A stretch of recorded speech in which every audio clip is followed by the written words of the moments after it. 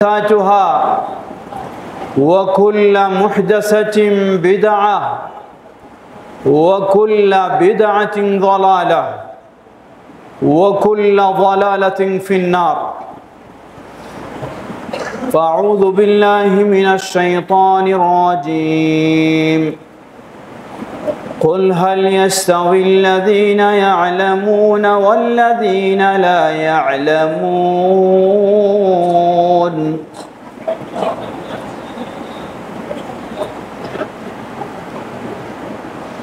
وصح عن النبي صلى الله عليه وسلم أنه قال من يرد الله به خيرا يفقهه في الدين رواه مسلم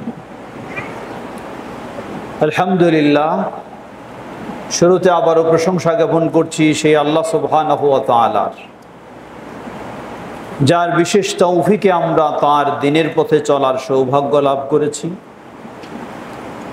যিনি আমাদেরকে তার দিন জানার, বোঝার এবং দিনের সঠিক পথ অবলম্বন করার সুযোগ করে দিয়েছেন। সেই আল্লাহ সুবহানাহু ওয়া তাআলার প্রশংসা জ্ঞাপনার্থে বলি আলহামদুলিল্লাহ। অতঃপর অসংখ্য সালাত ও সালাম পেশ করছি প্রিয় রাসূল মুহাম্মদ সাল্লাল্লাহু আলাইহি ওয়াসাল্লাম, তার আসহাবে কিরাম, আহলে বাইত, শেষ দিবস পর্যন্ত তার প্রতিটি একনিষ্ঠ অনুসারীদের উপর। সমবেত মুসল্লিবৃন্দ, এই চাঁদপুরের মতো জায়গায় গত কয়েক বছর আগে এই জায়গায় এই মসজিদ মুসআব ইবনে উমাইর রাদিয়াল্লাহু তাআলা আনহু মসজিদ ও মাদ্রাসা কমপ্লেক্স গড়ে উঠবে এটা হয়তো কারো কল্পনাও ছিল না, কিন্তু আল্লাহ সুবহানাহু ওয়া তাআলা তা বাস্তবায়নে রূপ দান করার তৌফিক দান করেছেন। আলহামদুলিল্লাহ, এটি আল্লাহ সুবহানাহু ওয়া তাআলার একটি বিশেষ নেয়ামত চাঁদপুরবাসীর জন্য। অগণিত অসংখ্য মসজিদ রয়েছে,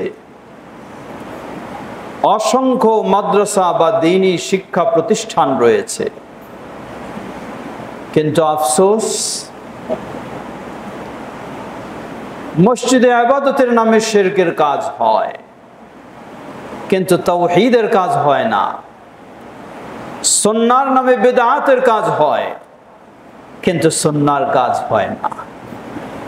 এমনই পরিবেশে, সমাজে আল্লাহ সুবহানাহু ওয়া তাআলা তাওহীদ ও সুন্নাহর আলোকে দ্বীন মানার জন্য, দ্বীন জানার জন্য, দ্বীন শেখার জন্য, দ্বীন প্রচার প্রসারের জন্য এই মুসআব ইবনে উমাইর জামে মসজিদ ও মাদ্রাসা কমপ্লেক্সকে আল্লাহ সুবহানাহু ওয়া তাআলা কবুল করেছেন। আলহামদুলিল্লাহ, এটি আল্লাহর বড় নিয়ামত। আল্লাহ সুবহানাহু ওয়া তাআলার কাছে দোয়া করি, আল্লাহ এই নিয়ামতকে সুপ্রতিষ্ঠিত করুন। এই নিয়ামতের মাধ্যমে যেন গোটা চাঁদপুরের মানুষ তাওহীদের পথ চিনতে পারে, সুন্নাহর পথ চিনতে পারে ও তাওহীদ সুন্নাহর পথে নিজের জীবন গড়তে পারে। আল্লাহ সেভাবেই এই কমপ্লেক্সকে কবুল করে নিন। সমবেত মুসল্লিবৃন্দ, আজকের খুতবায় যে বিষয়ে আলোকপাত করার জন্য বলা হয়েছে তা হলো শিক্ষা ও জাহেলিয়া। শিক্ষা ও জাহেলিয়া কি জিনিস? শিক্ষা সবাই বুঝি, আর জাহেলিয়া তা হলো অজ্ঞতা, মূর্খতা, শিক্ষার বিপরীত। সত্যি একটি অত্যন্ত গুরুত্বপূর্ণ বিষয়। ইসলাম যে বিষয়কে সর্বপ্রথম গুরুত্ব দিয়েছে, আল্লাহ সুবহানাহু ওয়া তাআলা বলেন ফা'লাম আন্নাহু লা ইলাহা ইল্লাল্লাহ ওয়াস্তাগফির লিযামবিকা ওয়ালিল মুমিনিনা ওয়াল মুমিনাত। ফা'লাম, জেনে রাখো, এই জ্ঞান অর্জন করো, আন্নাহু লা ইলাহা ইল্লাল্লাহ, তিনি ব্যতীত সত্যিকার কোনো মাবুদ নেই, তিনি একক ইলাহ, তিনি একক মাবুদ, তার কোনো শরীক নেই। ওয়াস্তাগফির লিযামবিকা ওয়ালিল মুমিনিনা ওয়াল মুমিনাত, অতঃপর নিজের এবং মুমিন নর নারীদের অপরাধের জন্য আল্লাহর কাছে ক্ষমা চাও। ইমাম আল বুখারী রাহিমাহুল্লাহ এই আয়াত সামনে রেখে সহিহুল বুখারীতে জ্ঞান চর্চা পর্বে শিরোনাম নিয়ে আসলেন, বাবুন আল ইলমু ক্বাবলা আল কাওলি ওয়াল আমালি, কিছু বলার, কিছু করার আগে ইলম দরকার, শিক্ষা দরকার, জ্ঞান অর্জন দরকার।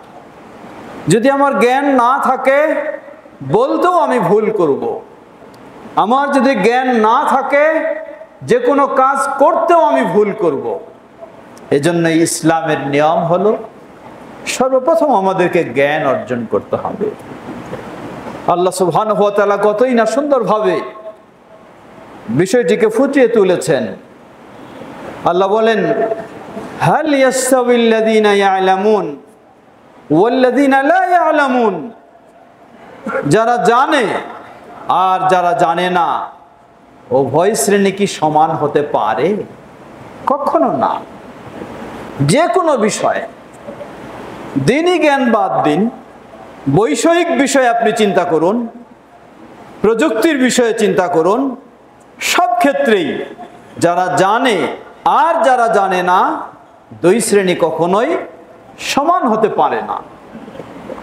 ইসলাম এভাবেই জানা, এভাবেই শিক্ষা, এভাবেই জ্ঞান অর্জনের বিষয়টিকে ইসলাম গুরুত্ব দিয়েছে।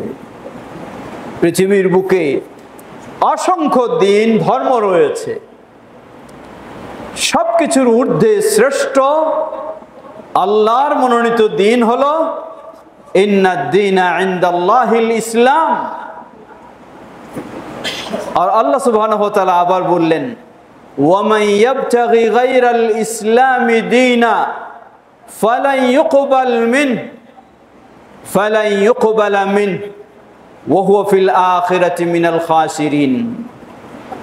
ওয়ামান ইয়াবতাগি গায়রাল ইসলামি দীনা, ইসলাম বাদ দিয়ে যে তার নিজের ধর্ম দিন অন্য কিছু অনুসন্ধান করবে, ফালান ইউকবালা মিনহু, কখনো আল্লাহ সুবহানাহু ওয়া তাআলা তা কবুল করবেন না। ওয়া হুয়া ফিল আখিরাতি মিনাল খাসিরিন, আখিরাতে সে অবশ্যই ক্ষতিগ্রস্ত হবে। সমবেত মুসল্লিবৃন্দ, আল্লাহ সুবহানাহু ওয়া তাআলা একদিকে জ্ঞান ও জ্ঞানহীনতার পার্থক্য বুঝালেন, শিক্ষাহীনতার পার্থক্য বুঝালেন, শিক্ষা ও জাহেলিয়াতের পার্থক্য বুঝালেন। আবার অপর দিকে আল্লাহ সুবহানাহু ওয়া তাআলা বলে দিলেন, পৃথিবীর বুকে একমাত্র আল্লাহর কাছে যেমন মনোনীত, মানুষের জন্য অবলম্বনের দিন হলো একমাত্র ইসলাম। আর এই ইসলামের প্রথম বিষয় হলো ইকরা বিসমি রাব্বিকাল্লাযী খালাক, যিনি তোমাকে সৃষ্টি করেছেন সেই তোমার সৃষ্টিকর্তা রব, তার নামেই তুমি পড়ো। সমবেত মুসল্লিবৃন্দ, মনে রাখবেন এই আয়াতটি সর্বপ্রথম নাজিল হয় বহু শিক্ষা প্রতিষ্ঠানেও এই আয়াত দিয়ে শিক্ষার গুরুত্ব তুলে ধরা হয়। কিন্তু আফসোস, আয়াত দিয়ে শিক্ষার গুরুত্ব তুলে ধরা হয়, কিন্তু এই আয়াতে যে কোন শিক্ষার গুরুত্ব দেওয়া হয়েছে, কি পড়তে বলা হয়েছে, সেই বিষয়টির দিকে লক্ষ্য করা হয় না। এই আয়াতে বলা হয়নি তুমি শিখো, আল্লাহর সাথে সম্পর্ক থাকুক আর নাই থাকুক, আল্লাহর দিন মানো আর নাই মানো, তুমি শুধু শিখো, পড়ো, এ কথা কখনোই বলা হয়নি। ইকরা বিস্মি রাব্বিকাল্লাযী খালাক, তোমার যিনি স্রষ্টা তার নামে তুমি পড়ো, তার নামে তুমি শিখো, তার নামে তুমি জ্ঞান অর্জন করো। এর অর্থই হলো এই, প্রকৃত শিক্ষা হলো সেটা যেই শিক্ষার মাধ্যমে রবকে জানা যাবে, যেই শিক্ষার মাধ্যমে রবকে চেনা যাবে, যেই শিক্ষার মাধ্যমে রবকে বোঝা যাবে, যেই শিক্ষার মাধ্যমে রবকে মেনে চলা যাবে, সেই শিক্ষার কথাই কোরআন বলেছে। কোরআন শুধু গরু ছাগলের মতো শিক্ষার কথা বলে না।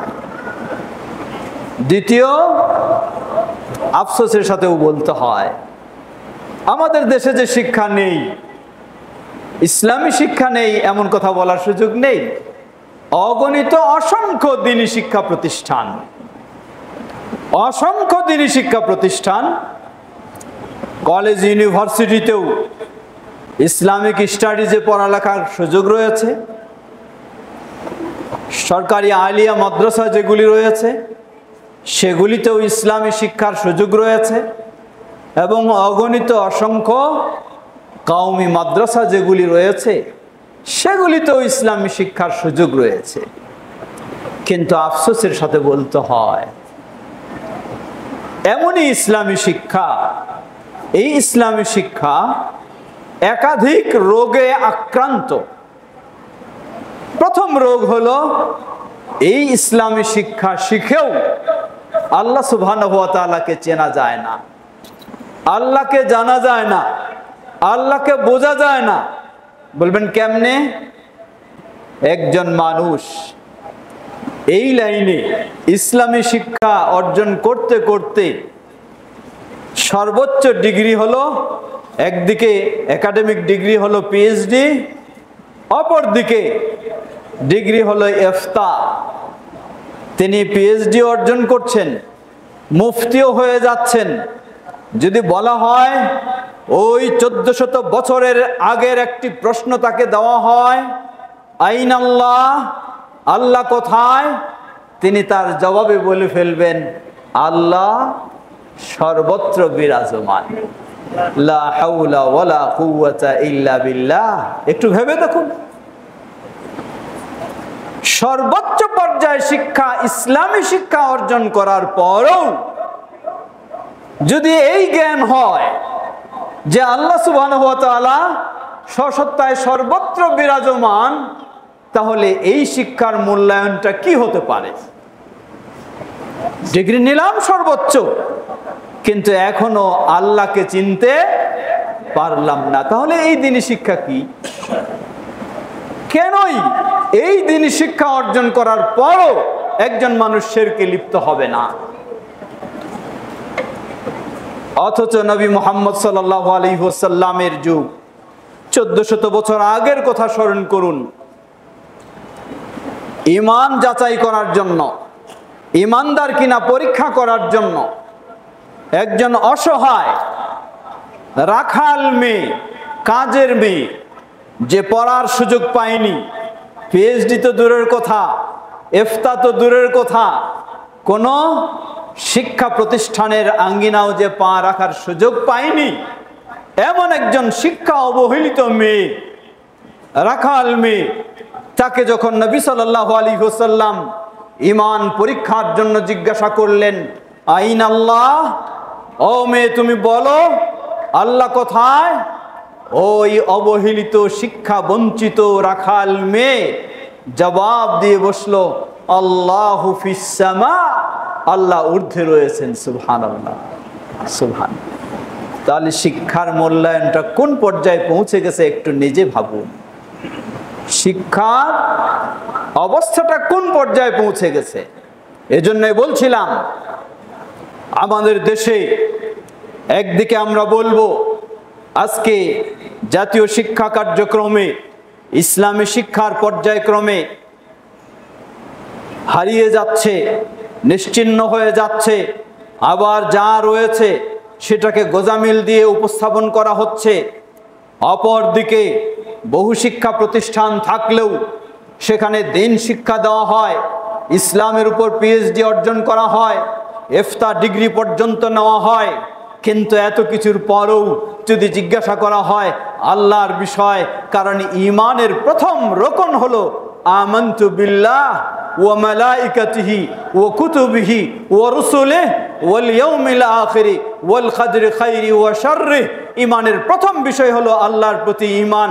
এত ডিগ্রি অর্জনের পরেও যদি আপনি তাকে প্রশ্ন করেন আল্লাহ কোথায়, তিনি উত্তর দিয়ে দেন এমন একটি মূর্খতাপূর্ণ উত্তর, যেই উত্তরকে নবী মুহাম্মদ সাল্লাল্লাহু আলাইহি ওয়াসাল্লাম 1400 বছর পূর্বেই দাফন করেছেন। এমনকি ইমাম আবু হানিফা রাহিমাহুল্লাহ, তাকে যখন জিজ্ঞাসা করা হলো, কেউ যদি বলে যে আল্লাহ সুবহানাহু ওয়া তাআলা তিনি কোথায় তা জানি না, অথবা কেউ যদি বলে আল্লাহ আরশে আছেন তা বুঝলাম, কিন্তু আরশ কোথায় উপরে না নিচে তাও জানি না, ইমাম আবু হানিফা রাহিমাহুল্লাহ 1300 বছর পূর্বে ওই বিষয়ে তিনি ফতোয়া জারি করলেন। তিনি বললেন ফাকাদ কাফারা, যেই ব্যক্তির আকীদা এই, যেই ব্যক্তির শিক্ষা এই, যেই ব্যক্তির জ্ঞান এই, যে সে বলে যে আল্লাহ কোথায় তা জানি না, আল্লাহ সর্বত্র বিরাজমান, বা এই ধরনের বিশ্বাস পোষণ করে, ইমাম আবু হানিফা রাহিমাহুল্লাহ বললেন ফাকাদ কাফারা, সে কুফরিতে রয়েছে, তার মাঝে ঈমান এখনো আসেনি। কেন? লিআন্নাল্লাহ তাবারাক ওয়া তাআলা ক্বাল আর রহমানু আলাল আরশি ইস্তাওয়া। আল্লাহ সুবহানাহু ওয়া তাআলা স্বয়ং নিজেই বলেছেন, দয়াময় আল্লাহ তিনি হলেন আরশের উপরে সমুন্নত। সুবহানাল্লাহ। এরপরেও যখন কোনো মানুষ বলে আল্লাহ কোথায় জানি না, আরশে থাকলেও আরশ কোথায় জানি না, অথবা আল্লাহ সসত্তায় সর্বত্র বিরাজমান, এই আকীদা যে পোষণ করে, 1300 বছর পূর্বে ইমাম আবু হানিফা রাহিমাহুল্লাহ তাকে কুফরি ফতোয়া দিয়ে স্পষ্ট করে দিয়েছেন। সমবেত মুসল্লিবৃন্দ, সুতরাং চিন্তা করে দেখুন, দ্বীনি শিক্ষা নাই বলছি না, আছে, কিন্তু থাকলেও সেটা কোন পর্যায়ে আছে। মুখে স্বীকৃতি দেই আশহাদু আল্লা ইলাহা ইল্লাল্লাহু ওয়াহদাহু লা শারীকা লাহ ওয়া আশহাদু আন্না মুহাম্মাদান আবদুহু ওয়া রাসূলুহু। এই কালিমা শাহাদারও কি জ্ঞান আজকে আমরা সঠিকভাবে অর্জন করতে পেরেছি? যদি সঠিকভাবে অর্জন করতে পারতাম তাহলে আশহাদু আল্লা ইলাহা ইল্লাল্লাহ অর্থ কি? মৌখিকভাবে স্বীকৃতি দিচ্ছি, সাক্ষ্য দিচ্ছি আল্লাহ ব্যতীত সত্যিকার কোনো মাবুদ নেই, আল্লাহ ব্যতীত কেউ ইবাদত পাওয়ার অধিকার রাখে না, আবার একজন মানুষের পায়ে গিয়ে সেজদা দিয়ে দিচ্ছি, অথবা একটা কবরে গিয়ে সেজদা দিয়ে দিচ্ছি, অথবা একটা মাজারে গিয়ে সেজদা দিয়ে দিচ্ছি, অথবা একটা গাছের কাছে গিয়ে সেজদা দিয়ে দিচ্ছি, অথবা একটা কোনো ভাস্কর্যের কাছে গিয়ে সেজদা দিয়ে দিচ্ছি, তাহলে আপনার আশহাদু আল্লা ইলাহা ইল্লাল্লাহর সাক্ষ্য কোথায়? নবী সাল্লাল্লাহু আলাইহি ওয়াসাল্লাম ওই 1400 বছর পূর্বে, স্মরণ করুন একটু সেই যুগের শিক্ষা কি ছিল। প্রসিদ্ধ একজন সাহাবী ইমরান ইবনে হুসাইন রাদিয়াল্লাহু তাআলা আনহু, তিনি তখনও ইসলাম গ্রহণ করেননি। তাকে আল্লাহ রাসূল সাল্লাল্লাহু আলাইহি ওয়াসাল্লাম সুযোগ বুঝে ইসলামের দাওয়াত দিলেন খুব কৌশলে। বললেন, হে ইমরান, কাম তা'বুদু আলিহা, বলো তো তুমি কতজন মাবুদের ইবাদত করো? ইমরান বললেন, আ'বুদু সাবআ আলিহা, আমি 7 জন মাবুদের ইবাদত করি। বললেন, কারা তারা? বললেন, একজন উপরে আর বাকি 6 জন হলেন জমিনে। রাসূলুল্লাহ সাল্লাল্লাহু আলাইহি ওয়াসাল্লাম সুযোগ বুঝে আরেকটি প্রশ্ন করে বসলেন, বলো তো তোমার বিপদ আপদে, তোমার দুর্দিনে, কঠিন সময়ে তুমি কার কাছে আশ্রয় চাও? ওই জমিনের 6 জনের কাছে না উপরে যিনি আছেন তার কাছে? তিনি স্বীকার করলেন, বিপদের সময় আমি আশ্রয় চাই একমাত্র সেই উপরে যেই ইলাহ রয়েছেন তার কাছেই। বললেন, যদি তাই হয় তাহলে তুমি সেই ইলাহর প্রতি আত্মসমর্পণ করবা না কেন?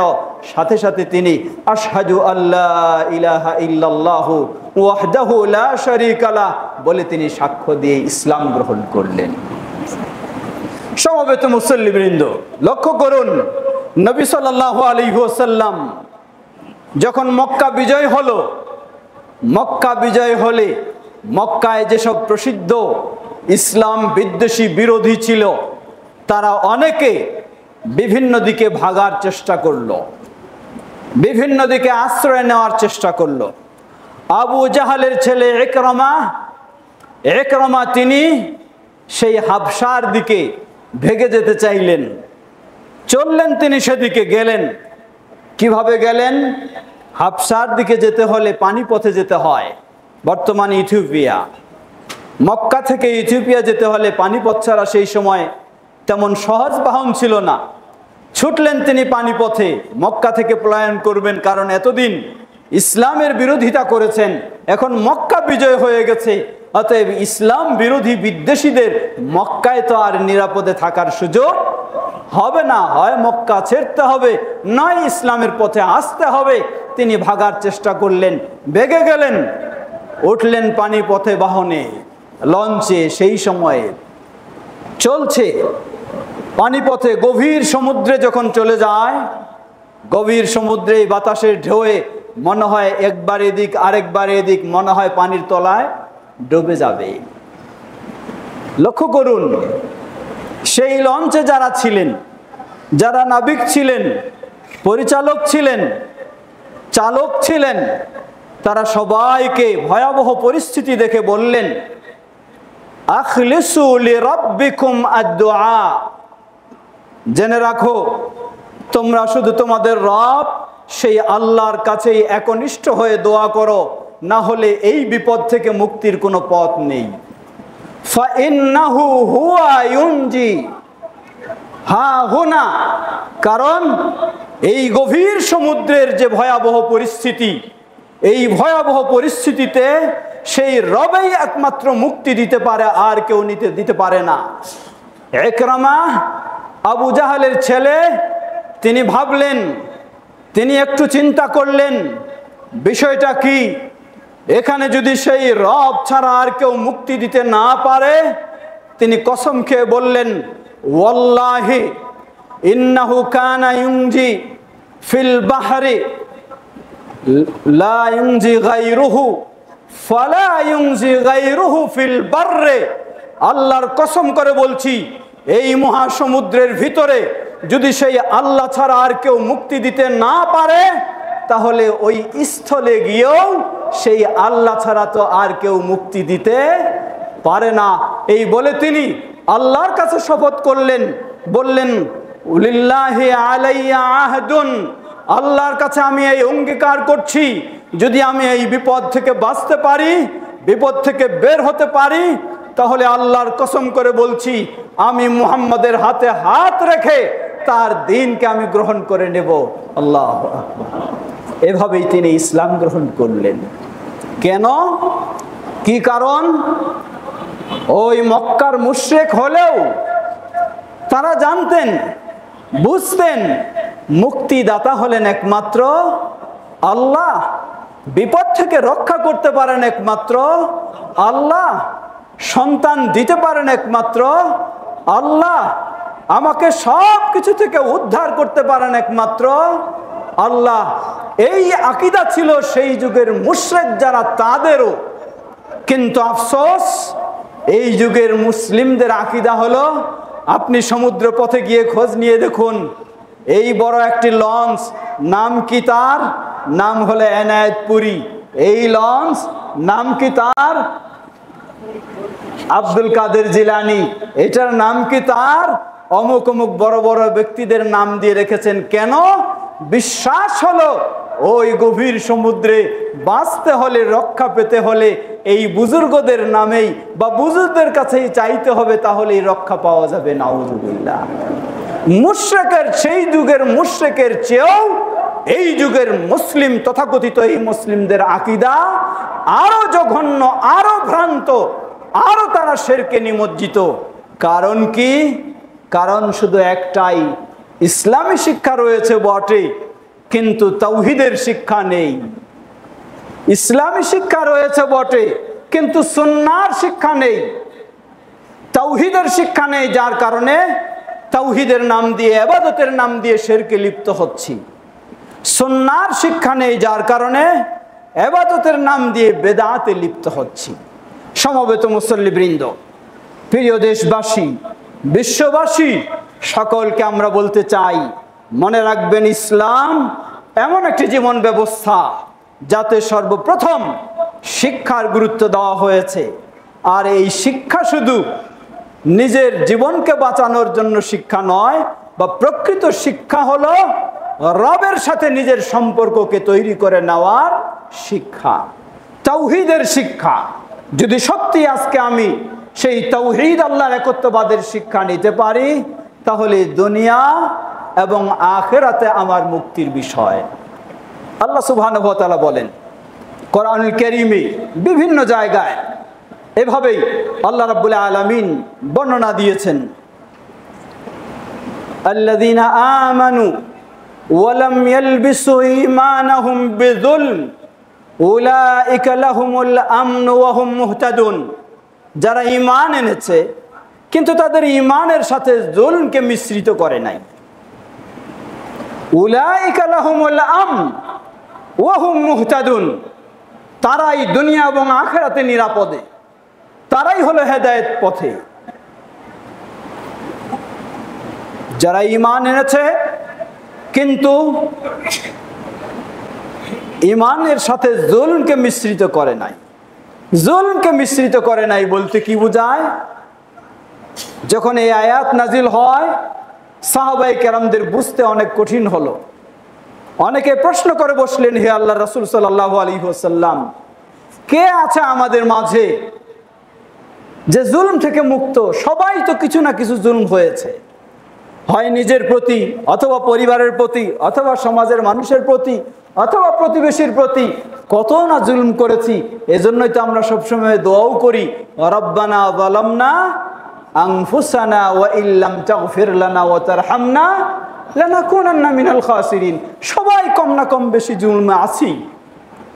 আর আল্লাহ বললেন যারা ঈমান এনেছে, ঈমানের সাথে জুলমকে মিশ্রিত করেনি, তারাই শুধু হেদায়েত প্রাপ্ত, অন্যরা হেদায়েত প্রাপ্ত নয়। তাহলে তো আমরা হেদায়েত থেকে বঞ্চিত হয়ে যাচ্ছি। নবী সাল্লাল্লাহু আলাইহি ওয়াসাল্লাম বললেন, আমা সামি'তুম মা ক্বালা আল আবদুস সালেহ, তোমরা কি শোনো নাই আল্লাহর সেই নেককার বান্দা কি বলেছেন? তিনি বললেন, ইয়া বুনাইয়া লা তুশরিক বিল্লাহ ইন্নাশ শিরকা লাযুলমুন আযীম। হে প্রিয় বৎস, কলিজার টুকরা, লা তুশরিক বিল্লাহ, তুমি কখনো আল্লাহর সাথে শিরকে লিপ্ত হইও না। ইন্নাশ শিরকা লাযুলমুন আযীম, কারণ পৃথিবীর বুকে মহা জুলম হলো শিরক। তাহলে আয়াতের অর্থ হলো যারা ঈমান এনেছে কিন্তু ঈমানের সাথে জুলমকে মিশ্রিত করে নাই, অর্থাৎ ঈমানের সাথে শিরককে মিশ্রিত করে নাই, তারাই হলো হেদায়েত প্রাপ্ত। আজকে আফসোসের সাথে বলতে হয়, আমরা একদিকে ঈমানের দাবি করি, আবার শিরকের মধ্যে হাবুডুবু খেলি। এর কারণ কি? এর একটি বড় কারণ হলো আজকে আমাদের মাঝে সঠিক ইসলামী শিক্ষা নেই। সঠিক ইসলামী শিক্ষা না থাকার কারণেই আমরা আজকে ইসলামের নাম দিয়েও, জ্ঞানের নাম দিয়েও, শিক্ষার নাম দিয়েও আজকে আমরা জাহেলিয়াতে বা অন্ধকারে আমরা আজকে নিমজ্জিত। প্রিয় ভাইরা আমার, এজন্য প্রথম বলবো আমরা ইসলামের শিক্ষার গুরুত্ব অপরিসীম। এ মর্মে কোরআন সুন্নাহর অসংখ্য নির্দেশনা, আল্লাহ সুবহানাহু ওয়া তাআলা অনেক নির্দেশনা দিয়েছেন। সময় স্বল্পতায় সেদিকে বিস্তারিত আলোচনার সুযোগ নেই। রাসূল সাল্লাল্লাহু আলাইহি ওয়াসাল্লাম নির্দেশ দিয়েছেন। রাসূল সাল্লাল্লাহু আলাইহি ওয়াসাল্লাম বললেন, জেনে রাখো, মান ইউরিদিল্লাহু বিহি খায়রা ইউফাক্কিহুহু ফিদ্দিন। আল্লাহ সুবহানাহু ওয়া তাআলা যার কল্যাণ ইচ্ছা করেন তাকে দ্বীনের ব্যাপারে গভীর জ্ঞান দান করেন, দ্বীনের ব্যাপারে ফিকহ দান করেন, গভীর জ্ঞান ফিকহ দান করেন। ফিকহ কি জিনিস? আমাদের সমাজে আজকে আবার ফিকহ নিয়ে ঝগড়া। এক শ্রেণী বলে ফিকহ চর্চা করা যাবে না, আরেক শ্রেণী বলে ফিকহ ছাড়া দ্বীনেই চলবে না, ইসলামেই চলবে না। জবাব, আসলে অবশ্যই ফিকহের প্রয়োজন, কিন্তু ফিকহ দরকার সঠিক ফিকহ, যেই ফিকহের কথা আল্লাহ বলেছেন, যেই ফিকহের কথা রাসূল সাল্লাল্লাহু আলাইহি ওয়াসাল্লাম বলেন। আল্লাহ রাব্বুল আলামিন কি বলেন? আল্লাহ রাব্বুল আলামিন বলেন, ফালাউলা নাফারা লিকুল্লি ফিরকাতিন মিনহুম তায়েফা লিয়াতাফাক্কাহু ফিদ্দিন, কেননা তাদের প্রতিটি দল থেকে ছোট একটি দল বের হয়ে আসে যারা দিনের ব্যাপারে ফিকহ অর্জন করবে, দিনের ব্যাপারে গভীর জ্ঞান অর্জন করবে। সুম্মা লিয়ুনযিরু কওমাহুম, অতঃপর তারা তাদের জাতিকে সতর্ক করবে, ভীতি প্রদর্শন করবে। লাআল্লাহুম ইয়াহযারুন, আশা করা যায় তারা সতর্কবান হবে। তাহলে আল্লাহ দিনের ব্যাপারে ফিকহ অর্জনের নির্দেশ দিলেন। আবার রাসূল সাল্লাল্লাহু আলাইহি ওয়াসাল্লাম বললেন, আল্লাহ যার কল্যাণ ইচ্ছা করেন তাকে আল্লাহ দিনের ফিকহ দান করেন। অবশ্যই তাহলে ফিকহের প্রয়োজন রয়েছে, কিন্তু সমস্যা হলো আমরা ফিকহ এর ব্যবহারটা ভিন্নভাবে করছি। ফিকহ বলতে আমরা বুঝেছি কোরআন সুন্নাহর দলিলের কোনো প্রয়োজন নাই, শুধু আলেম ওলামারাই ইজতিহাদ করে গবেষণা করে ফতোয়া জারি করবে, এটার নাম হলো ফিকহ। না, এটি কখনো ইসলামী ফিকহ নয়। এই ফিকহের কথা আল্লাহ কোরআনেও বলেননি, এই ফিকহের কথা আল্লাহ রাসূল সাল্লাল্লাহু আলাইহি ওয়াসাল্লাম হাদিসেও বলেননি। তাহলে ফিকহ কি জিনিস? এজন্য ফিকহ বলা হয় আল ফিকহু হুয়া আল মারিফাতু, মারিফাতু আহকামি আশ-শরিআহ বিল আদিল্লা আত-তাফসিলিয়া। ইসলামী শরীয়তের পরিভাষায় ফিকহ হলো বা ইসলামী ফিকহ হলো শরীয়তের হুকুম আহকাম স্পষ্ট কোরআন সুন্নাহর দলিলের মাধ্যমে জানাটার নাম হলো ফিকহ। তাহলে এটি অবশ্যই প্রয়োজন। সমস্যাটা এই জায়গায় যে আমরা ফিকহ বলতে ভালো করে বুঝতে চাই না, মনে করি এটা কোরআন সুন্নাহর বাইরে। আরেক শ্রেণী বলে যে না, ফিকহ বলতে আলেম ওলামা গবেষণা করে যা খালি ফতোয়া ফরাইজ দিয়ে যাবে সেটাই হলো ফিকহ, কোরআন হাদিসের দলিল থাকুক আর নাই থাকুক। সুতরাং অবশ্যই এই ফিকহের প্রয়োজন প্রিয় ভাইরা আমার। অতএব আমরা বলবো, প্রথম হলো ইসলাম এই জ্ঞান অর্জনের, এই শিক্ষা অর্জনের নির্দেশনা দিয়েছে। শুধু নির্দেশনা নয়, তলাবুল ইলমি ফারিদা আলা কুল্লি মুসলিম, যে হাদিসটি সহিভাবে প্রমাণিত, শেখ আলবানী রাহিমাহুল্লাহ সহিহ হিসাবে ঘোষণা দিয়েছেন, তলাবুল ইলমি ফারিদাতুন আলা কুল্লি মুসলিম, প্রতিটি মুসলিমের দ্বীনি জ্ঞান অর্জন করা ফরজ। এর অর্থ এই নয় আপনার ছেলেকে ডাক্তার বানাতে পারবেন না, ইঞ্জিনিয়ার বানাতে পারবেন না, এটি কখনো ইসলাম আপনাকে বলেনি। ডাক্তার বানাবেন, অসুবিধা নেই, ইঞ্জিনিয়ার বানাবেন, অসুবিধা নেই, কিন্তু আপনার ছেলেকে নাস্তিক ডাক্তার বানাবেন না, আপনার ছেলেকে বেনামাজি ডাক্তার বানাবেন না, আপনার ছেলেকে দুর্নীতিবাজ ইঞ্জিনিয়ার বানাবেন না। আপনার ছেলেকে বানাবেন মুসলিম ডাক্তার, বানাবেন মুসলিম ইঞ্জিনিয়ার, বানাবেন মুসলিম অর্থনীতিবিদ। তা অবশ্যই প্রয়োজন এবং তা অবশ্যই বানাতে হবে। আজকে যদি সত্যি নামাজি ডাক্তার থাকতো সবাই, তাহলে একজন অসহায় দরিদ্র মানুষকে সামান্য অর্থের লোভে তাকে মিথ্যা ভুল চিকিৎসা কখনো কোনো ডাক্তার দিত না, যদি ওই ডাক্তার নামাজি হতো, মুসলিম হতো, আল্লাহকে ভয় করত। সুতরাং অবশ্যই ডাক্তার বানাবেন, অসুবিধা নেই, কিন্তু বানাবেন মুসলিম ডাক্তার। অবশ্যই ইঞ্জিনিয়ার বানাবেন, বানাবেন মুসলিম ইঞ্জিনিয়ার, এবং বানাবেন আপনি ইসলামী স্কলার। সবাইকে ডাক্তার তাহলেও চলবে না, সবাইকে ইঞ্জিনিয়ার তাহলেও চলবে না, সবাইকে আপনি বড় বড় আলেম বানাই দিলেন তাহলেও নয়। কারণ আল্লাহ সুবহানাহু ওয়া তাআলা বলেন, ফালাউলা নাফারা মিন কুল্লি ফিরকাতিন মিনহুম তাইফা লিয়াতাফাক্কাহু ফিদ্দিন, কেন তাদের মধ্য থেকে একটি ছোট্ট দল বের হয়ে আসে যারা দিন সম্পর্কে গভীর জ্ঞান অর্জন করবে। এর অর্থ এই যে এখানে যদি আমরা 500 মানুষ উপস্থিত থাকি, 500 মানুষকেই দিনের গভীর জ্ঞান অর্জন করতে হবে, ইসলাম এটা বাধ্য করেনি। 500-র মধ্যে কিছু সংখ্যক দিনের গভীর জ্ঞান অর্জন করবে, যারা বাকি সবাইকে সেই ক্ষেত্রে সঠিক নির্দেশনা দেবে। কারণ সমাজ এর ভারসাম্য ঠিক রাখতে হলে কাউকে যেমন আলেম হতে হবে, কাউকে তেমন ডাক্তার হতে হবে, কাউকে তেমন ইঞ্জিনিয়ার হতে হবে, কাউকে তেমন অর্থনীতিবিদ হতে হবে, কাউকে তেমন বিভিন্ন পেশায় পেশাজীবী হতে হবে, তাহলেই সমাজে ভারসাম্য ঠিক থাকবে। ইসলাম সেই নির্দেশে দিয়েছে।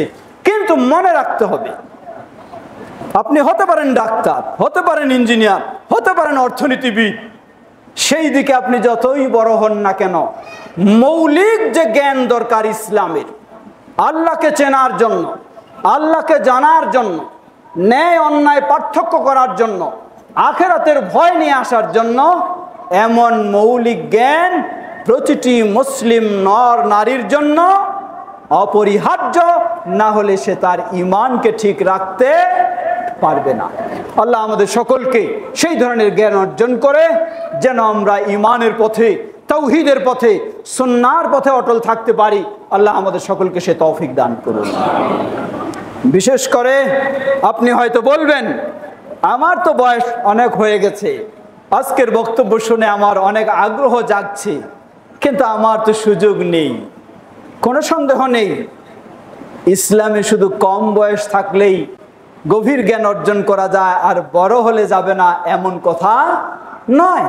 ইমাম আল বুখারী রাহিমাহুল্লাহ সহিহুল বুখারীতে তিনি বলছেন, ওয়াকানা আসহাবুন নবী সাল্লাল্লাহু আলাইহি ওয়াসাল্লাম তাআল্লামু ফি কিবারি সিন্নিহিম। নবী সাল্লাল্লাহু আলাইহি ওয়াসাল্লামের সাহাবায়ে কেরামদের অবস্থা লক্ষ্য করুন। আজকে যেমন কেউ রয়েছেন এখানে 10 বছরের বাচ্চা, কেউ রয়েছেন এখানে 70 বছরের বৃদ্ধ। একইভাবে রাসূল সাল্লাল্লাহু আলাইহি ওয়াসাল্লাম যখন ইসলামের দাওয়াত দিলেন, সেই সময়ও কেউ 10 বছরের বাচ্চা হিসাবে ইসলাম গ্রহণ করেছে, কেউ 70 বছরের বৃদ্ধ হিসাবেও ইসলাম গ্রহণ করেছে, কেউ 40 বছরের যুবক হিসাবেও বা 30 বছরের যুবক হিসাবেও ইসলাম গ্রহণ করেছে। কিন্তু কোনো সাহাবী বলেননি আমি বৃদ্ধ হয়ে গেছি, আমার তো আর দিন শিখার সুযোগ নেই। তারা ওই বয়সেই দিন শিখেছেন। এজন্য ইমাম বুখারী বলছেন, নবী সাল্লাল্লাহু আলাইহি ওয়াসাল্লামের সাহাবায়ে কেরাম প্রাথমিক পর্যায়ে যারা ইসলাম গ্রহণ করেছেন, অনেকেই তারা বয়স হয়েও ইসলাম শিখেছেন। আপনার সুযোগ রয়েছে। বিশেষ করে এখন তো আলহামদুলিল্লাহ ইসলাম শিখা ঘরে বসেও আপনি শিখতে পারেন, ঘরে বসেও অনলাইনে আপনি ইসলাম শিখতে পারেন। তবে অনলাইনে ইসলাম শিখার ক্ষেত্রে আমরা আরেকটু সতর্ক করে দিতে চাই। সেটি হলো, মনে রাখবেন একটা প্রবাদ রয়েছে, আল হাক্কু মুররুন, অর্থাৎ সঠিক কথা মিঠা লাগে না তিতা লাগে? তিতা লাগে। হক কথা তিতা লাগে। এর অর্থ হলো এই, গজামিল কথাগুলি আপনার কাছে খুব আকর্ষণীয় করে তোলা হবে, যেগুলি জাল, ভিত্তিহীন। আর যেগুলি সঠিক, সেটা হয়তো শুনতে আপনার কাছে একটু ভারী লাগবে, কঠিন লাগবে। তাই ঘরে বসে যখন আপনি মোবাইলে, অনলাইনে বিভিন্ন জনের বক্তব্য শুনছেন, শুনতে শুনতে দেখতেছেন এই লোকটা কত সুন্দর সুর দিয়ে বলে, কত সুন্দর উপমা দিয়ে বলে, কত আকর্ষণীয় করে বলছে, তার দিকে আপনি আকৃষ্ট হয়ে যাবেন, এটাই স্বাভাবিক। কিন্তু মনে রাখবেন, কথা খুব মজা লাগলেই সেটাই হক, সেটাই সঠিক এমনটা নয়। আর কথাটা একটু কঠিন লাগলে সেটাই দূরে থাকবো, সেটা থেকে তা হতে পারে না। বরং গজামিলটাই কি হয়, আপনার সামনে চাকচিক্য করে উপস্থাপন করা হয়। এজন্য ইমাম সুফিয়ান সাউরি রাহিমাহুল্লাহ তিনি বলছেন, জেনে রাখো, ইন্নাল বিদআহ আহাব্বু ইলা ইবলিস মিনাল মাসিয়া। ইবলিসের কাছে চুরি করা, মদ খাওয়া, এই ধরনের প্রকাশ্য গুনাহের কাজগুলি ইবলিসের কাছে যত প্রিয়, তার চেয়ে ইবলিসের কাছে বেশি প্রিয় হলো বেদাতের কাজগুলি। কেন? কারণ একজন মানুষকে, যার ভিতরে সামান্য ইসলামের প্রতি আন্তরিকতা রয়েছে, ইসলাম প্রিয়, তাকে যদি আমি মদ খাওয়ার কথা বলি, তাকে যদি চুরি করার কথা বলি, অশ্লীলতার কথা বলি, তাকে আমি কি করতে পারবো না? পথভ্রষ্ট করতে পারবো না। কারণ তো তার আল্লাহর ভয় আছে, ইসলাম সে বুঝে।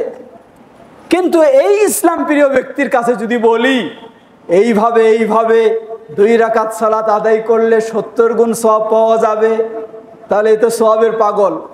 হ্যাঁ, সওয়াব প্রিয়, সে খুব সহজে কি করবে, জিনিসটা গ্রহণ করবে। যেমন কি, পাগড়ি মাথায় বেঁধে 2 রাকাত সালাত আদায় করলে কত গুণ? 70 গুণ সওয়াব বেশি পাওয়া যায়, খুব সহজে এটা নেবে। অথচ এটা কি? এটি হলো বাতিল, এটি বেদাত, কারণ এর ভিত্তি নেই ইসলামে। এই জন্যই ইবলিসের কাছে এটা হলো সবচেয়ে বেশি প্রিয়। এটার মাধ্যমে ইবলিস মানুষকে পথভ্রষ্ট করতে পারে। দ্বিতীয় পথভ্রষ্টের দিক হলো, এক হলো দিনদার হওয়ার কারণে সে গুনাহের দিকে যাবে না। দ্বিতীয় হলো দিনদার হওয়ার কারণে সওয়াবের যেখানে বর্ণনা বেশি সেদিকে ধাবিত হবে। অপর দিকটা হলো, একজন মানুষকে যদি, কোনো মুসলিমকে যদি ইবলিস প্ররোচনা দিয়ে প্রকাশ্য গুনাহের কাজে লিপ্তও করে ফেলে, আপনাকে চুরির কাজে লিপ্ত করলো, আপনাকে মিথ্যার কাজে লিপ্ত করলো, আপনি লিপ্ত হয়ে গেছেন ইবলিসের প্ররোচনায়, কিন্তু কিছুক্ষণ পর বা কিছুদিন পর আপনি ভাবছেন যে এটা তো প্রকাশ্য ইসলামে নিষিদ্ধ, আমি কিভাবে এই কাজ করতে পারি। আপনার ভিতরে তওবা করার একটা অনুভূতি জাগবে, আপনি তওবা করার চেষ্টা করবেন।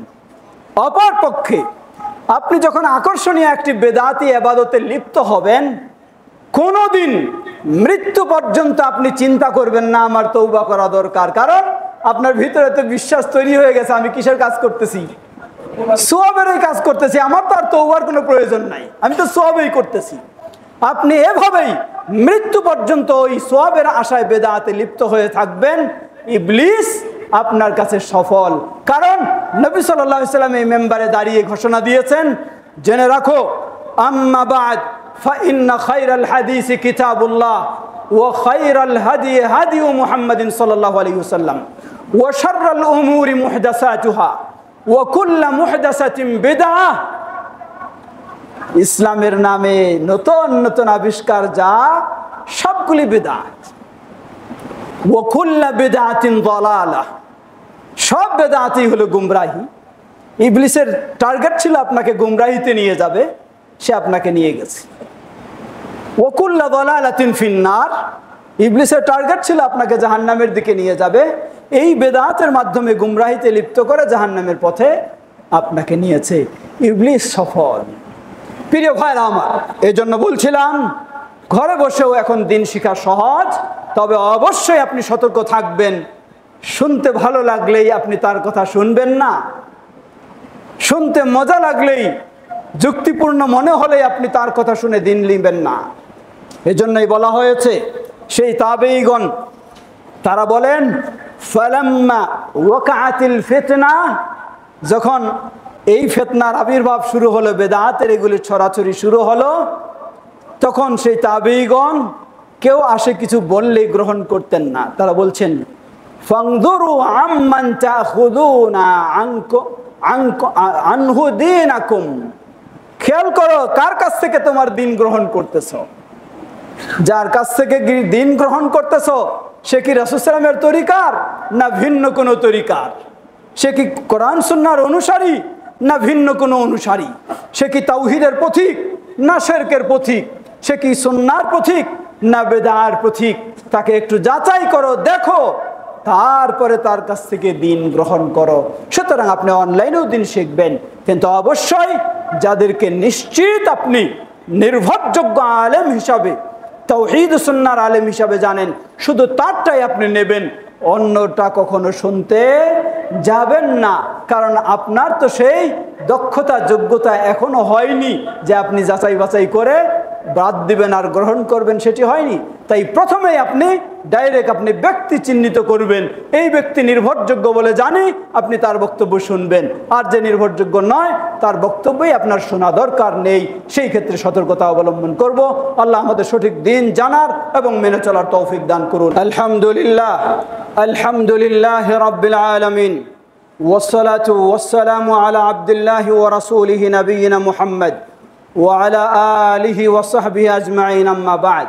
সমবেত মুসল্লিবৃন্দ, প্রসঙ্গক্রমে স্মরণ করে দেই ছোট্ট করে, আমাদের সেই ঢাকা বাইপাইলে বাংলাদেশ জমিয়ত আহলে হাদিসের সেই বিশাল ক্যাম্পাসে গড়ে উঠেছে একাধিক শিক্ষা প্রতিষ্ঠান। তার মাঝে সদ্য সরকারিভাবে অনুমতি লাভ করেছি আমরা international Islami university of science and technology, সেই ইউনিভার্সিটির ট্রাস্টি বোর্ডের সেক্রেটারি হিসাবে আমি আপনাদেরকেও দাওয়াত জানাচ্ছি। সেখানে আলহামদুলিল্লাহ যারা এইচএসসি অথবা আলিম পাশ করেছে তাদের জন্য আল কোরআন অ্যান্ড ইসলামিক স্টাডিজ অনার্স এবং computer science engineering honours, Tripoli engineering honours, BBA honours এবং আল কোরআনে ও বিবিএতে মাস্টার্স, এই প্রোগ্রামগুলিতে সেখানে ভর্তি কার্যক্রম চলছে, যেখানে সুন্দর শিক্ষার পরিবেশ, তাওহীদ ও সুন্নাহর সাধ্যপক্ষে সেই সুন্দর পরিবেশে আমাদের সন্তানদেরকে সেখানেও আপনারা চেষ্টা করবেন, যারা ঢাকার দিকে থাকে অথবা এদিকেও রয়েছে তাদের সেখানে পড়ালেখার জন্য ব্যবস্থা রয়েছে। একই সাথে স্মরণ করে দিতে চাই, আমরা যেই মসজিদে আজকে সমবেত হয়েছি মুসআব ইবনে উমাইর রাদিয়াল্লাহু তাআলা আনহু জামে মসজিদ ও মাদ্রাসা কমপ্লেক্স, এখানেও গড়ে উঠেছে একদিক থেকে তাওহীদ ও সুন্নাহর মসজিদ, অপর দিক থেকে গড়ে উঠেছে সেই তাওহীদ ও সুন্নাহর শিক্ষা দেওয়ার একটি সুন্দর মাদ্রাসা। আলহামদুলিল্লাহ, সেখানেও আপনি দূরে পাচ্ছেন না, আপনার ছোট বাচ্চাদেরকে এখানেই আপনি পড়ানোর ব্যবস্থা নেবেন। বিশেষ করে আমরা বলবো, যতটুকু জানি বাংলাদেশ জামিয়াত আহলে হাদিস গোটা বাংলাদেশে এইভাবে যেগুলি এই জাতীয় মাদ্রাসা রয়েছে, যাতে সঠিক সিলেবাসে সুন্দর পাঠ্যক্রমে মদিনা বিশ্ববিদ্যালয়ের কারিকুলামের আলোকে শিক্ষার সুযোগ হয়, এই আলোকে একটি বোর্ড গঠন করেছে বাংলাদেশ আহলে হাদিস তালিমি বোর্ড। সেই বোর্ডের অধীনে প্রায় 850 মাদ্রাসা রয়েছে। সেগুলির মধ্যে আমরা বলবো, যতটুকু জানি মুসআব ইবনে উমাইর যে মাদ্রাসা রয়েছে সেটিও সেই সিলেবাসের আলোকে, নির্ভেজাল সুন্দর সিলেবাসের আলোকে পাঠদানের এখানে পাঠ্যক্রম ব্যবস্থা রয়েছে। তাই সেই প্রতিষ্ঠানে একদিকে বাচ্চাদেরকে শিক্ষা দেব, সেই ব্যবস্থা নেব, অপরদিকে এ প্রতিষ্ঠান মানেই হলো আমাদের প্রতিষ্ঠান, যার পক্ষে যেভাবে সম্ভব আমরা অবশ্যই এই প্রতিষ্ঠানগুলিকে সুপ্রতিষ্ঠিত করার জন্য সার্বিক সহযোগিতায় এগিয়ে আসব। আল্লাহ আমাদের সকলকে সে তৌফিক দান করুন। সমবেত মুসল্লিবৃন্দ, খুতবার সময় প্রায় শেষের দিকে, আমি যদিও সভাপতি সাহেবকে বলেছি যে আপনারা 12:15 থেকে 1:15 পর্যন্ত যে খুতবা হয়, আসলে এত দীর্ঘ খুতবা হওয়া সুন্নাহসম্মত নয়। সুন্নাহসম্মত হলো খুতবা সংক্ষিপ্ত হবে। আমাকে দাঁড়ায় দিয়েছেন, আরো কাউকে দাঁড়ায় দিয়েছেন, 1 ঘন্টা কেন 2 ঘন্টাও আমরা বলতে থাকবো, চলতে থাকবে, কিন্তু এটি সুন্নাহসম্মত নয়। আল্লাহ রাসূল সাল্লাল্লাহু আলাইহি ওয়াসাল্লাম বলেন, সহিহ মুসলিমের হাদিস, একজন ব্যক্তির বিজ্ঞতার পরিচয় হলো সালাত হবে দীর্ঘ, খুতবা হবে সংক্ষিপ্ত। সালাত হবে দীর্ঘ, খুতবা হবে সংক্ষিপ্ত। হয়তো কেউ বলবেন যে আমরা বড় বড় আলেমদেরকে তো সবসময় পাই নাই, জুমার খুতবায় পাই, তাই লম্বা একটু বক্তব্য শুনতে চাই। আপনি চাইবেন সুন্নাহ সঠিক, আবার বলবেন যে পাই না, তাই আপনি পেয়েছেন, অসুবিধা নাই। সালাতের পরে আবার আপনি লম্বা আলোচনা শুনেন, অসুবিধা নাই। সালাত শেষ হয়ে গেল তারপর শুনেন, তাহলে আপনার সুন্নাহ মতো খুতবাও হবে, সালাতও হবে, আবার আপনার আলোচনাও শোনার সুযোগ হবে। কিন্তু ওই হঠাৎ পেয়েছি তাই লম্বা খুতবা দিয়ে আলোচনা, এমনটি নয়। তাই আমাদের পর্যায়ক্রমে চেষ্টা করবেন খুতবা সংক্ষিপ্ত করার, যেন সালাত দীর্ঘ, খুতবা সংক্ষিপ্ত। সালাত দীর্ঘ, খুতবা সংক্ষিপ্ত মানে কি? সালাতে খুব বেশি হলে 10 মিনিট লাগতে পারে, তাহলে তার চেয়েও খুতবা সংক্ষিপ্ত হওয়ার কথা হাদিস থেকে বোঝা যায়। এখন যেহেতু আমরা বাংলা ভাষাভাষী মানুষ, আরবিতে বললে যথেষ্ট হয় না, আমাদের আবার ব্যাখ্যা দরকার হয়, তাই 10 মিনিটের জায়গায় 20 মিনিট নিলেন, 20 মিনিটের জায়গায় হয়তো 30 মিনিট নিলেন, কিন্তু 1 ঘন্টা এটি আসলে সুন্নাহ অনুযায়ী নয়। সেটি আপনারা পর্যায়ক্রমে চেষ্টা করবেন। প্রিয় ভাইয়ের আমার, সময় যেহেতু শেষ, শুধু স্মরণ করে দিই, আসছে সামনে আশুরা মুহাররম। আশুরা মুহাররম লক্ষ্য করবেন, এখানেও হলো সঠিক দিন শিক্ষার অভাবে যা হয়। আজকে আশুরাই মুহাররমে যা একজন মুসলিমের করার দরকার, তা আমরা অনেকে জানি না, অনেকে করি না। আর যা করা যাবে না, নিষিদ্ধ, সেই কাজগুলি আমরা সমাজে করে থাকি। আশুরাই মুহাররম কখনো শোক পালনের দিবস নয়। আশুরাই মুহাররমের শোক পালন যারা করে, তথাকথিত ইহুদিদের থেকে চলে আসা সেই চরমপন্থী শিয়া, তাদের এই কাজ হলো আশুরাই মুহাররমকে কেন্দ্র করে শোক পালন করা। হোসাইন রাদিয়াল্লাহু আনহুর প্রতি অবশ্যই আমাদের ভালোবাসা রয়েছে, অবশ্যই তার প্রতি আমাদের শ্রদ্ধা সম্মান রয়েছে, কিন্তু কখনো হোসাইন রাদিয়াল্লাহু আনহু যা নিজেও করেননি, পছন্দ করবেন না, সেই কাজ তো কখনো তাকে দোহাই দিয়ে শোক পালনের নিয়মে করব, তা কখনো হতে পারে না। যারা শিয়া তারা এই তাজিয়া মিছিল, যেটি প্রতিমা পূজারীর মতোই এই ধরনের করে থাকে, মাতাম করে থাকে, রক্তাক্ত করে থাকে, কত কিছু, সম্পূর্ণ জাহিলি কর্মকাণ্ড। প্রতিটি মুসলিমের উচিত এগুলি বর্জন করা, বিরত থাকা, নিজে থাকবে এবং অন্যকেও সেগুলি থেকে বিরত রাখবে। অপরদিকে যারা শিয়া নয়, আফসোসের বিষয় হলো, দুঃখের বিষয় হলো, যারা নিজেরাই শিয়াদের অনুসরণ করে কিন্তু আমাদেরকে আবার শিয়া বলে অপবাদ দেয়। মুসাব ইবনে উমাইর রাদিয়াল্লাহু আনহু এই জামি মসজিদ মাদ্রাসা কমপ্লেক্স, আশপাশের মানুষেরা দেখবেন যারা বিদ্বেষী, এটাকে মেনে নিতে পারে না, পছন্দ করে না, অনেক সময় পরিচয় দেয় কি, ও শিয়া মসজিদ, পরিচয় দেয় কি, ও কাদিয়ানি মসজিদ, এই বলে অপবাদমূলক পরিচয় দেয়। অথচ আমরাই সবচেয়ে, আহলুল হাদিসেরাই সবচেয়ে শিয়া এর প্রতিবাদ করে থাকে, আর তারা শিয়াদের অনুসরণ করে। শিয়ারা 10ই মুহররমে কি করে, এই শোক পালন বা ইত্যাদি এই সমস্ত কর্মকাণ্ড যত নোংরা, সেগুলি যত সেই মনগড়া প্রবৃত্তির অনুসরণ করে করে। আর তারা কি করেন, এই 10ই মুহররমে হোসেন রাদিয়াল্লাহু আনহুর নামে কোরআন খতম করেন, হোসেন রাদিয়াল্লাহু আনহুর নামে মিলাদ মাহফিল করেন। তাহলে ঘুরে ঘাড়েতে কি, এটা বড় ওটা ছোট? তাহলে অনুসারী কারা শিয়াদের? কখনো আমরা অনুসারী নয়, শিয়ার অনুসারী তারাই। তো প্রিয় ভাইয়েরা আমার, সুতরাং 10ই মুহররমে সুন্নাহসম্মত, বাচ্চারা কথায় কথা বলে, এইভাবে বাচ্চাদেরকে ছেড়ে দেবেন না। বাচ্চাকে নিয়ে আসবেন, নিয়ে আসা নিষেধ নয়, কিন্তু বাচ্চাকে শৃঙ্খলার সাথে রাখতে হবে অবশ্যই। কারণ এটা আপনি সবারই ক্ষতি করার জন্য, কষ্ট দেওয়ার জন্য, নিশ্চয়ই অনেক মানুষ হয়তো ভিতরে ভিতরে কি রেগে যাচ্ছেন, স্বাভাবিক, কারণ কথা শুনতে অসুবিধা হয়, বিশৃঙ্খলা হয়। বাচ্চাদেরকে নিয়ে আসবেন, আমরা নিয়ে আসতে নিষেধ করব না, কিন্তু অবশ্যই তাকে আদব শিক্ষা দেবেন, সুন্দরভাবে কাছে ভদ্রভাবে রাখার ব্যবস্থা নেবেন। কোনো বাচ্চা বেশি বিশৃঙ্খলা করলে তাকে নিয়ে এসে পরিবেশ নষ্ট করবেন না। তার যখন বয়স হবে, বুঝ হবে, 7 বছর হলে নির্দেশ, তাই না? 7 বছরের বাচ্চাকে বুঝাইলে বুঝবে, কিন্তু 3 বছরের বাচ্চাকে নিয়ে যদি আসেন, ও তো কান্নাকাটি করবেই, চিল্লাবেই। তাকেও আমরা নিষেধ করছি না, কিন্তু তাকেও আপনাকে সুন্দরভাবে রাখার চেষ্টা করতে হবে, যাতে অন্যের ডিস্টার্ব না হয়। প্রিয় ভাইরা আমার, রাসূল সাল্লাল্লাহু আলাইহি ওয়াসাল্লামের সুন্নাহ অনুযায়ী আশুরায়ে মুহররমে আপনি শুধুমাত্র একটি ইবাদত শরীয়ত সম্মত, তা হলো সিয়াম পালন করবেন 9 এবং 10 তারিখ। 9 এবং 10 তারিখ, এটি হলো আল্লাহ রাসূল সাল্লাল্লাহু আলাইহি ওয়াসাল্লাম বলেন, ওয়া সাওমু ইয়াউমি আশুরা আহতাসিবু আলাল্লাহ আইয়ুকাফিরাস সানা আল্লাতী ক্বাবলা, রাওয়াহু মুসলিম। আমি আল্লাহর কাছে আশাবাদী, আল্লাহ সুবহানাহু ওয়া তাআলা আশুরায়ে মুহররমের সিয়ামের বিনিময়ে অতীতের 1 বছরের গুনাহগুলিকে ক্ষমা করে দেবেন। এটি হলো সুন্নাহ। এই আমল ছাড়া আর আশুরায়ে মুহররমকে কেন্দ্র করে কোনো আমল নেই। আসুন আমরা চেষ্টা করব সকলেই সকল ক্ষেত্রে ইসলামের সঠিক বিষয় কোরআন এবং সহিহ হাদিসের আলোকে জেনে মেনে চলার চেষ্টা করব। আল্লাহ আমাদের সকলকে সে তৌফিক দান করুন। সমবেত মুসল্লিবৃন্দ, ছোট্ট একটি কথা সকলকে স্মরণ করে দিই। আজকে আমরা এই মুসআব ইবনে উমাইর রাদিয়াল্লাহু আনহু মসজিদে সমবেত হয়েছি, সুন্দরভাবে সালাত আদায় করছি, কতই না আত্মতৃপ্তি লাভ করছি, হৃদয়টা ভরে যায় অন্য মসজিদে কিভাবে আদায় করতে হয়, আর এখানে কত আপনি স্বাধীনভাবে সুন্দরভাবে আদায় করতে পারেন। সত্যি আনন্দের বিষয়, বলুন আলহামদুলিল্লাহ। মনে রাখবেন, যেমন সত্যি আনন্দের বিষয়, তেমন এই আনন্দ ইবলিসও মেনে নিতে পারে না, আর ইবলিসের বাহিনীও কিন্তু এই আনন্দ মেনে নিতে পারে না।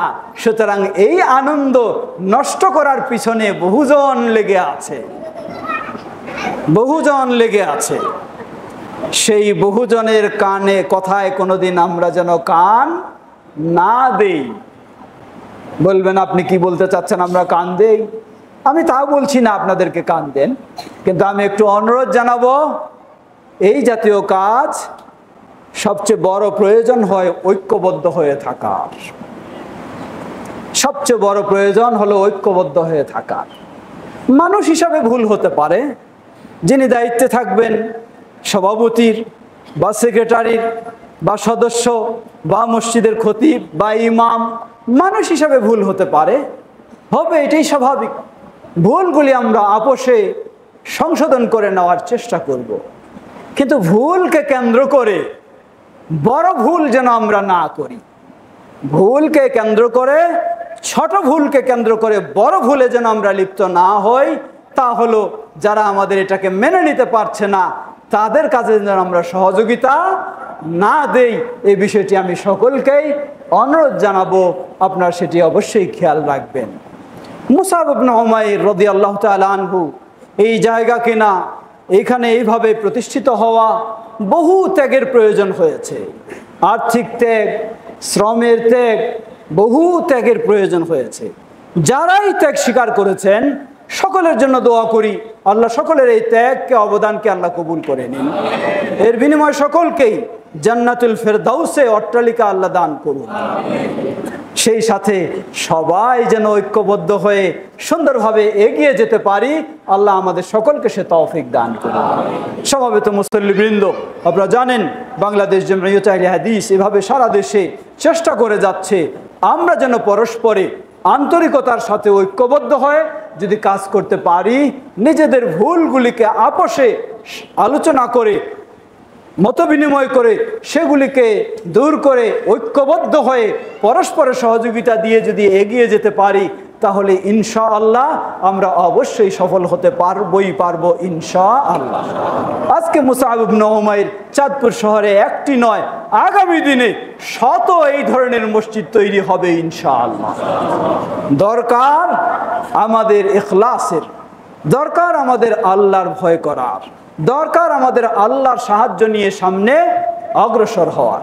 আজকে আমরা একটি বড় টিম, প্রায় আমরা 12 জন বিশিষ্ট আলেম ওলামা চাঁদপুর জেলা, বৃহত্তর জেলায় বিভিন্ন জায়গায় বিভিন্ন থানায় আমাদের জুমা এবং বিভিন্ন প্রোগ্রাম চলছে। ঠিক সেভাবে আমরা সবাই যদি এরকম ঐক্যবদ্ধ হয়ে কাজ করে যেতে পারি, তাহলে ইনশাআল্লাহ আমরা সামনে এগিয়ে যেতে পারবো। আল্লাহ আমাদের সেই মানসিকতা আমাদেরকে দান করুন, সেইভাবে যেন চলতে পারি। আল্লাহ আমাদের সকলকে সে তৌফিক দান করুন। ইবাদাল্লাহ রাহিমাকুমুল্লাহ, আল্লাহুম্মা সাল্লি আলা মুহাম্মদ ওয়া আলা আলি মুহাম্মদ কামা সাল্লাইতা আলা ইব্রাহিম ওয়া আলা আলি ইব্রাহিম ইন্নাকা হামিদুম মাজিদ। আল্লাহুম্মা বারিক আলা মুহাম্মদ ওয়া আলা আলি মুহাম্মদ কামা বারাকতা আলা ইব্রাহিম ওয়া আলা আলি ইব্রাহিম ইন্নাকা হামিদুম মাজিদ। আল্লাহুম্মা রদি আনিল খুলাফায়ে আর-রাশিদিন ওয়া আন সাইরি আসহাবি নবিয়িকাল কারীম। আল্লাহুম্মা আ'ইজিল ইসলাম ওয়াল মুসলিমিন ওয়াখযুলিল কাফারাতা ওয়াল মুশরিকিন ওয়া দাম্মির দিয়ারাহুম। হে আল্লাহ, পৃথিবীর সর্বত্র নির্যাতিত নিষ্পেষিত মাজলুম মুসলিমদেরকে আল্লাহ হেফাজত করুন। সেই নির্যাতিত ফিলিস্তিনের মুসলিমদেরকে আল্লাহ হেফাজত করুন। আল্লাহ তাদেরকে ঈমানের উপর থাকার তৌফিক দান করুন। সেই জালেম, ঘাতক, সন্ত্রাসী ইহুদিদেরকে আল্লাহ তাদের ষড়যন্ত্রে তাদেরকে ধ্বংস করে দিন। মুসলিম উম্মাহকে তাদের সাহায্যে এগিয়ে আসার তৌফিক দান করুন। আমরা যেন কিতাব ও সুন্নাহর আলোকে মুসলিম উম্মাহ ইসলামের উপর প্রতিষ্ঠিত থাকতে পারে, আল্লাহ সেই তৌফিক আমাদেরকে দান করুন। আমাদের মাঝে উপস্থিত অনুপস্থিত অনেকে অসুস্থ রয়েছেন। আমার বাবা একজন অতি বৃদ্ধ মানুষ, খুবই দীর্ঘদিন অসুস্থ। এই ধরনের যারা অসুস্থ রয়েছেন আল্লাহ সকলকে পরিপূর্ণ সুস্থতা দান করুন। যারা বিদায় নিয়ে চলে গেছেন প্রিয়জন, বাবা মা, ভাই বোন, আল্লাহ তাদের ভুল ত্রুটি ক্ষমা করে জান্নাতুল ফেরদাউস নসিব করুন।